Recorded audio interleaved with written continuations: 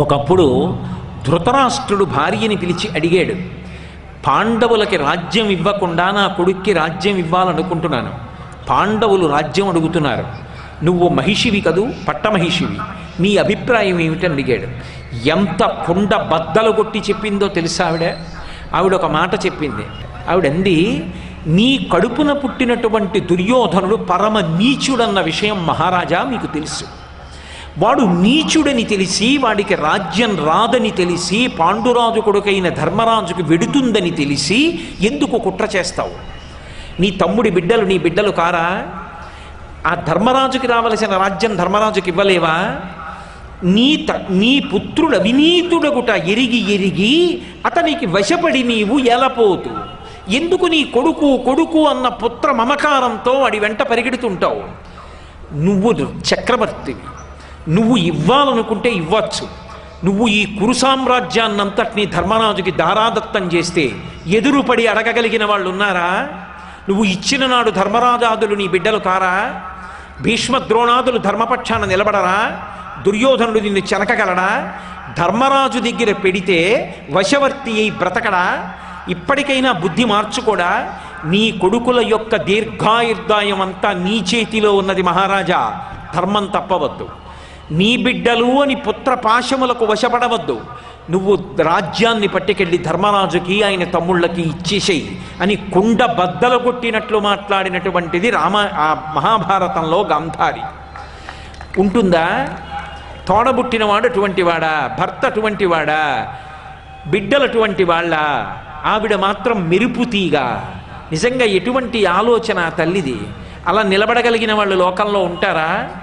ఆవిడే సామాన్యమైన స్త్రీయా? ఒక్కసారి జీవితంలో అసూయ పొందింది, గర్భతాడనం చేసుకుంది, ఆ కడుపులోంచి పిండం జారిపోయింది, అది వేరు విషయం. కానీ ఆమె యొక్క ఉదాత్త చరిత్ర పరిశీలిస్తే ఆశ్చర్యకరంగా ఉంటుంది. 9 కొడుకులు కడుపున పుట్టిన వాళ్ళు చచ్చిపోయినప్పటికీ కూడా అమ్మా అని వచ్చి ధర్మరాజు ఆమె కాళ్ళ దగ్గర నిలబడి ఒక్క మాట అన్నాడు. చిట్ట చివర కురుక్షేత్రం అయిపోయిన తర్వాత, అమ్మా నీ బిడ్డలందరినీ చంపేసిన పాపిష్టివాణ్ణి నేనేనమ్మా, నన్ను నీ శాపంతో కాల్చేయమ్మా అన్నాడు. ఆయన కూడా కొడుకేగా. అమ్మా ధర్మం కోసం చంపాను కానీ నా అంత నేను చంపలేదమ్మా, నీ బిడ్డల్ని చంపడం తప్పైతే నన్ను కాల్చేయి అని ధర్మరాజు వస్తే ఒక్క మాటల్లా కళ్ళంబట నీళ్లు కార్చి ధర్మరాజుని కౌగిలించుకుంది.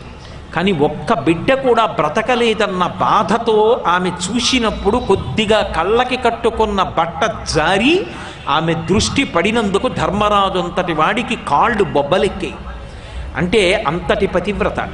కానీ యుద్ధభూమిలోకి వెళ్ళి చూసినప్పుడు కొడుకులందరూ మరణించి ఉంటే అందున దుశ్శాసనుడు భయంకరంగా వక్షస్థలం బద్దలైపోయి పడిపోతే ఆమె కోపం అటు తిరిగి ఇటు తిరిగి ఎవరి మీద నిలబడాలో తెలియక అంతటి గాంధారి కూడా పుత్రవ్యామోహాన్ని పొంది కృష్ణుడి వంక చూసింది. అన్నీ నీకు తెలుసు, వీళ్ళందరూ మరణిస్తారని తెలుసు, నువ్వే పూనికిని ఉంటే నా కొడుకులు ఇలా చనిపోయేవారు కాదు, దీనికి అంతటికీ కారణం కృష్ణ నువ్వే, నీ అన్నదమ్ములు కూడా ఇలాగే కొట్టుకుని యదువంశం ఒకరితో ఒకరు కొట్టుకుని నశించిపోవుగాక, కొన్ని సంవత్సరముల తరువాత నువ్వు కూడా దిక్కులేని చావు చచ్చదవుగాక. కృష్ణుడు నవ్వి అన్నాడు, అమ్మ ధర్మానికి వంతపాడినందుకు నువ్వు నాకు ఇచ్చిన కానుక అన్నాడు. ఇంతటి గాంధారి కుంచుకుపోయింది. 9 కొడుకులు పోయినా చిట్ట చివరికి ధృతరాష్ట్ర మహారాజుతో కలిసి వానప్రస్థం చేసి దావాగ్ని యందు శరీరాన్ని విడిచిపెట్టేసి.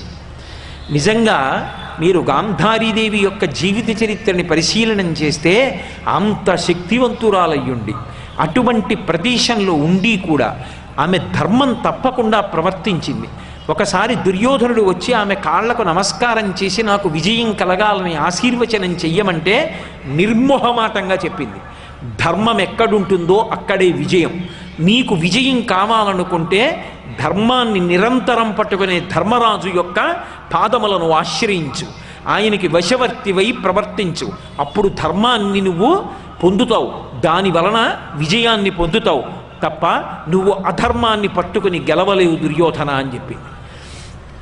అంతటి ధర్మపక్షపాతి అయి తన బిడ్డలతో కానీ భర్తతో కానీ ధర్మం విషయంలో అసలు వెనుకంజ వెయ్యకుండా మాట్లాడగలిగినటువంటి స్థితిని పొందినటువంటి స్త్రీరత్నం గాంధారీదేవి.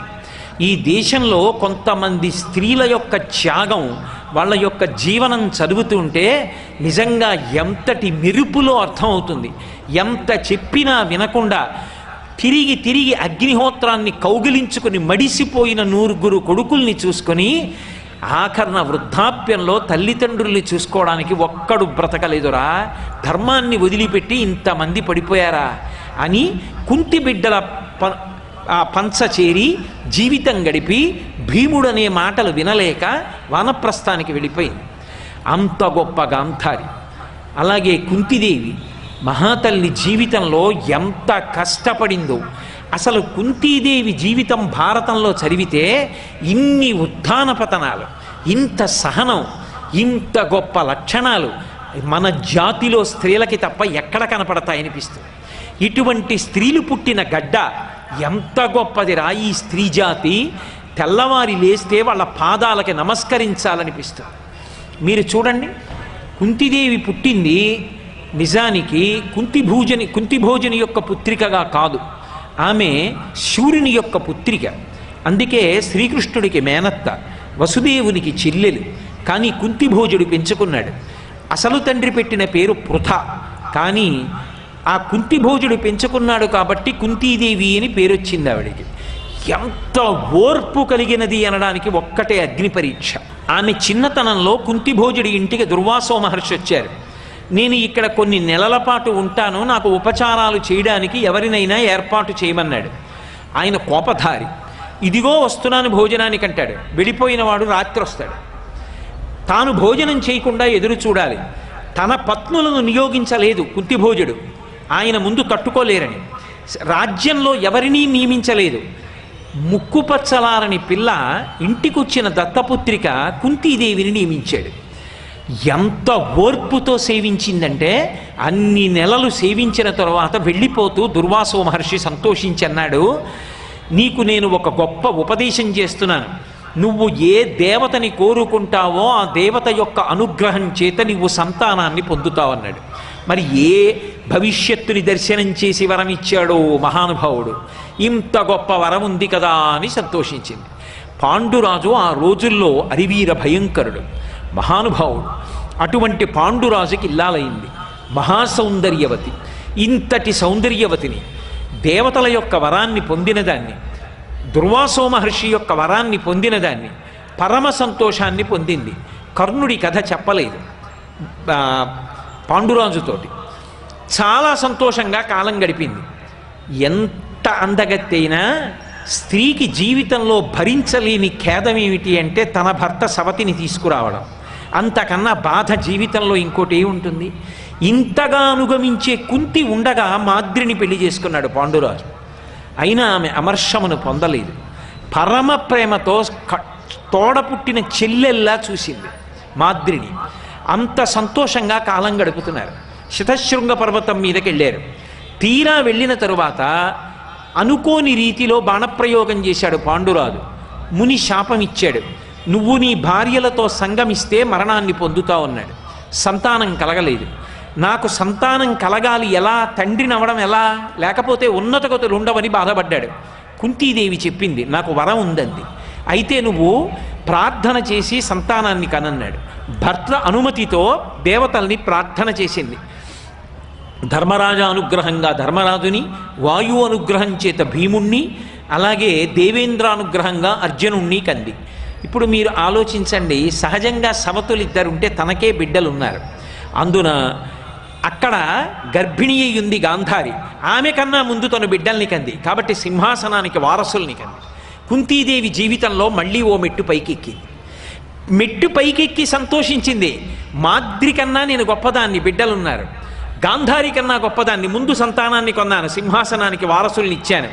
నా భర్త భార్యాసంగమం చేసి బిడ్డల్ని కనవలసినటువంటి స్థితిని కోల్పోయినా ఆయన తండ్రి అవ్వడానికి వైదికంగా ధార్మికమైన మార్గాన్ని కల్పించాను నేను చేసిన ఋషి శుశ్రూష వలన. పైన నిలబడింది, సంతోషం పొందింది.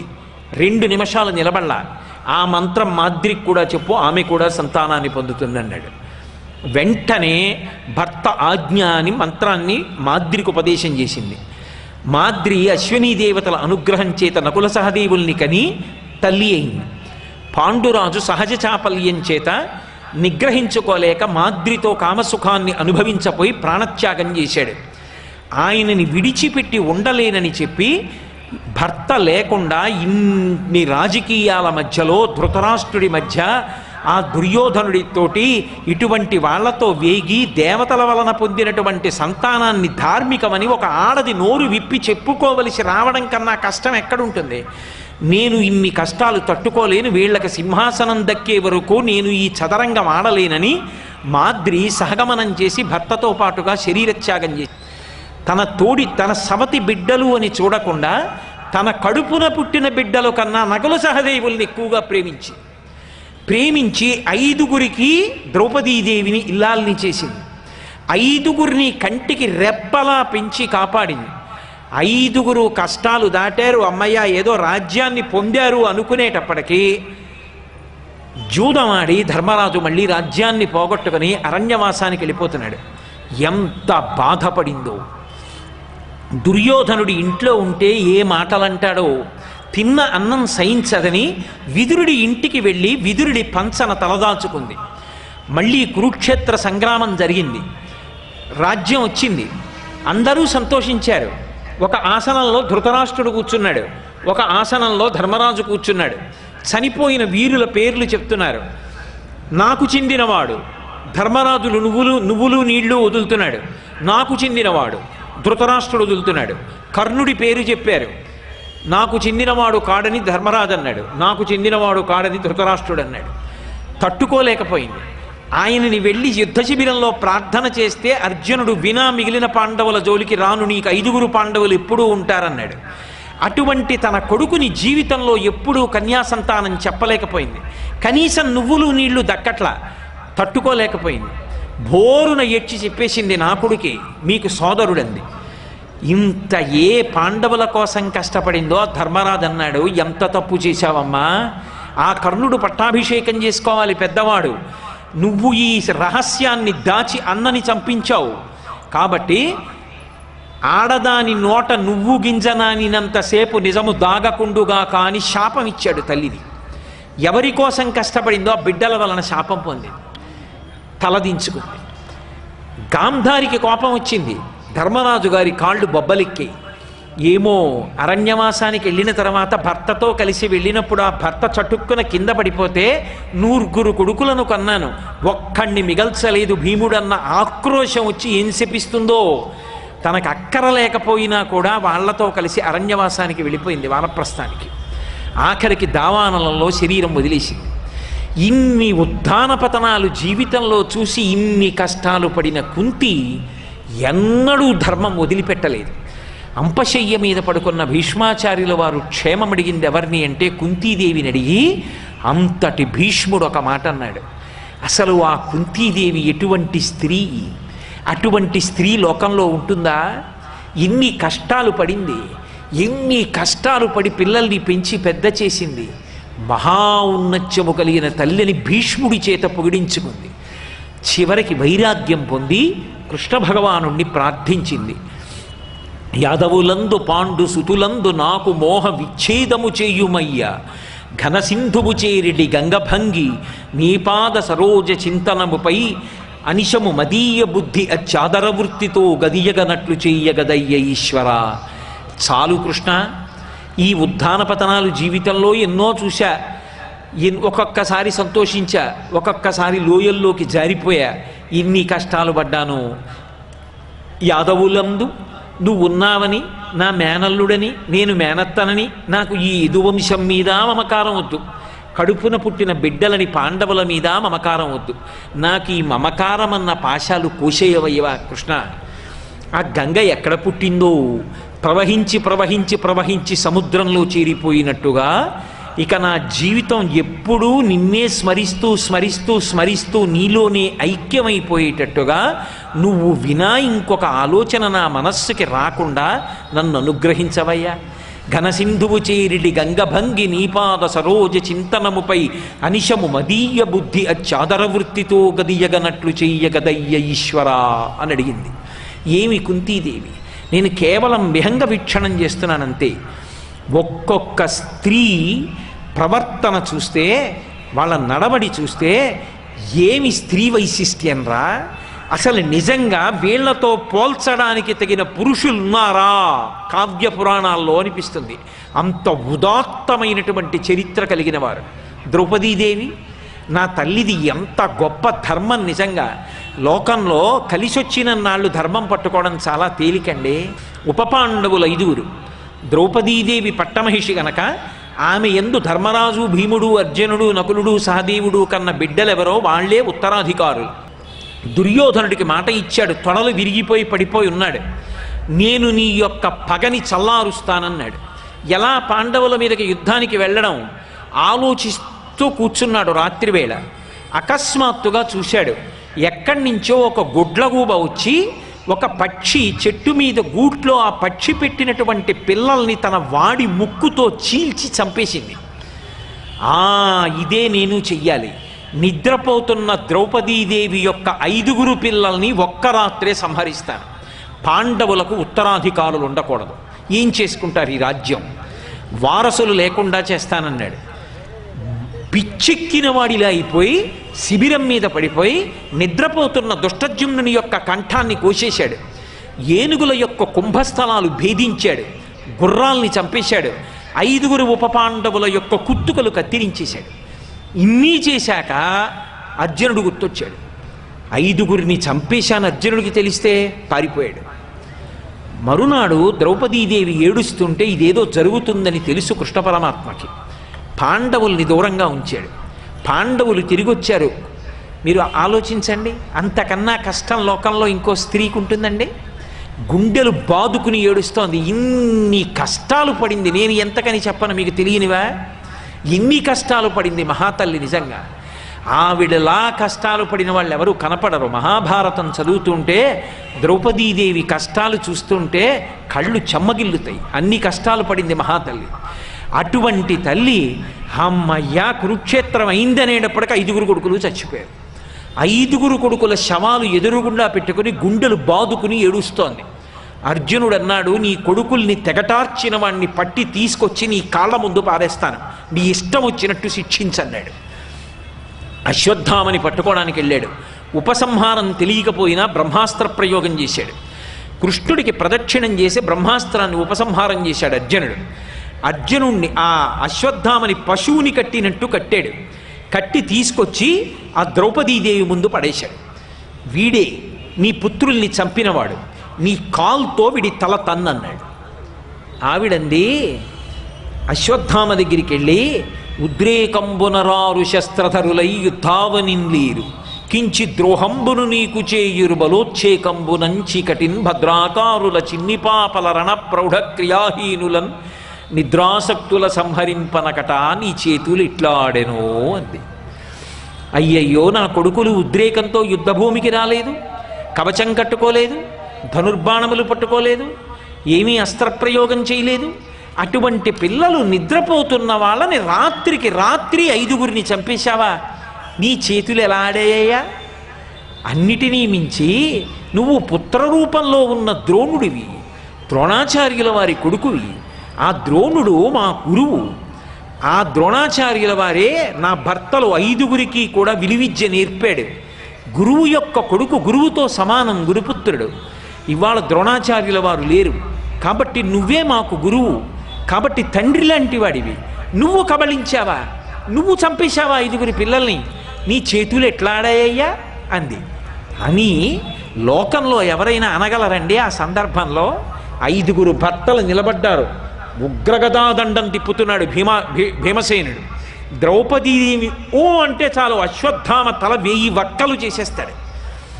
ఊగిపోతుంటే ఆవిడంది, అక్కట పుత్రశోక జనితాకుల భార విషణ్ణ చిత్తనై పొక్కుచనున్న భంగి నిలుబోర కిరీటిని బద్దు చేసి నేడిక్కడికిచ్చి తెచ్చుట సహింపనిదై భవదీయ మాత నేడెక్కడ ఎట్టి శోకమున ఎక్రి ఎచ్చుచు పొక్కుచున్నదో అంది. కొడుకులు చచ్చిపోయి నేనేడుస్తున్నాను, ఉన్న ఒక్క కొడుకు కోసమని ద్రోణాచార్యుల వారితో కలిసి సహగమనం చేయకుండా ద్రోణునితో శిఖింపడక ద్రోణ కుటుంబిని ఉన్నదింట. ద్రోణాచార్యుల వారితో సహగమనం చేయకుండా ద్రోణాచార్యుల వారి భార్య ఇంటి దగ్గరుంది. ఆమె కొడుకు చచ్చిపోలేదు, నా 5 బిడ్డల్ని చంపేశారనేటటువంటి కోపంతో 5 పాండవులు చిత్రవధ చేసేస్తారు అశ్వత్థామనన్న విషయం తెలిసి తన కొడుకు ఎవరి చేత ఇంత విద్య నేర్చుకున్నారో వాళ్ళ చేతుల్లోనే చచ్చిపోతున్నాడని ఎంత ఏడుస్తోందో. గురుపత్ని ఏడుపు మన వృద్ధికి కారణం కాదు. గురువు యొక్క కొడుకు గురువుతో సమానం. వీడిని మనం చంపకూడదు, వీడి జోలికి వెళ్ళకూడదు, వీడు చేసిన తప్పు వీడినే కాల్చేస్తుంది, వదిలిపెట్టేయండి. నేను పడుతున్న బాధ నాకు తెలుసు, వేరొక తల్లి ఎందుకు పడాలా బాధ, వదిలిపెట్టేయండి, ఇంటికి వెళ్ళిపోతాడంది. అనగలరా లోకంలో ఎవరైనా? ఈ జాతిలో ద్రౌపదీదేవంది. ఒక్క ఈ జాతిలో పుట్టిన స్త్రీలదే ఆ గొప్పతనం. అంత గొప్పగా మాట్లాడడం, ధర్మానికి కట్టుబడడం తెలిసిన్నటువంటి మహాతల్లులు పుట్టిన జాతి ప్రపంచంలో ఎక్కడైనా ఉంటే అది సనాతన ధర్మమునందు మాత్రమే. అందుకే స్త్రీకి అంత విశిష్ట స్థానం ఇచ్చి నేలబడి నమస్కరించారు స్త్రీని చూసేసరికి. ఆర్ద్రతకి మారుపేరు స్త్రీ అంటే. అంత గొప్ప మాట మాట్లాడితే చంపకుండా ఉండలేక చంపినట్టు కాక ధర్మానికి నిలబడ్డం కోసమని చెప్పి ఆ పాశవ్రాత బంధంబుల నుచ్చితోచి శిబిరోర్విభాగంబునన్ పాశిపోన్. అర్జునుడు ఆ అశ్వత్థామ యొక్క బంధనములను విడదీసి ఆయన శిరోజములలో ఉండే రత్నాన్ని లాగేసి ఒక్క తన్ను తన్ని అవతలకి పడిపోయేటట్టుగా తోషవతల పారేశాడు. అంతటి మహాసాధ్వి ద్రౌపదీదేవి ఎంతంత మెరుపు తీగల్లాంటి అంటే నేను బాహ్య సౌందర్యం గురించి మాట్లాడటం లేదు, అంతఃసౌందర్యం, వాళ్ళ శీల వైభవం, వాళ్ళు ధర్మానికి కట్టుబడినటువంటి తీరు. నిజంగా ధృతరాష్ట్రుండి ఆమెయే ఇంకొక వరం కోరుకుంటే పాండవులు అరణ్యవాసం చెయ్యక్కర్లా. కానీ ఆమె ధర్మాన్ని ఆశ్రయించి ఎన్ని వరాలు కోరాలో అన్నీ కోరుకుంది కాబట్టి ధర్మం వల్ల మళ్ళీ పాండవులు అరణ్యవాసం అజ్ఞాతవాసం చేసి తమ యొక్క పౌరుష ప్రతాపములతో రాజ్యాన్ని సంపాదించుకుని కీర్తి పొందారు. ఎంత గొప్ప ద్రౌపదీదేవి, అంత గొప్ప తల్లి, అంత గొప్ప వైశిష్ట్యం.